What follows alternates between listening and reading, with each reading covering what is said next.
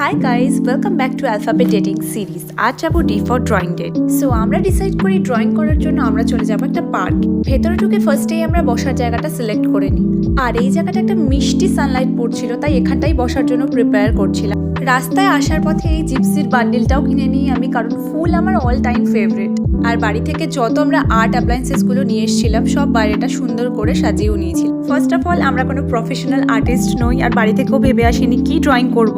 But এখানে এসে দেখি একজোড়া শালিক পাখি এখানে ঘুরে বেড়াচ্ছে, ওরাই আজকে আমাদের ইন্সপিরেশন। তাই আমরাও কিউট দুটো কাপলের ড্রয়িং বানালাম, একটা র্যাবিট আর একটা বার্ডের। প্রায় অনেক বছর পর আমরা কোথাও এভাবে ড্রয়িং করি। আর সত্যি বলতে আমার তো ছোটোবেলার কথা মনে পড়ে যাচ্ছিল, আর ড্রয়িংগুলো বেশ কিউট হয়েছিল। তোমরা জানাতে ভুলো না তোমাদের কেমন লাগলো। সবার লাস্টে পার্কে দোলনা দেখে আমিও আর নিজেকে ধরে রাখতে পারলাম না, গিয়ে একটু দোলও খেয়ে নিলাম। আর ফাইনালি আজকের ডেটটা কমপ্লিট করলাম এই সুন্দর ভিউটা দিয়ে। ফর কোন ডেটে যাবো জানাতে ভুলো না। আজকের মতো বাই।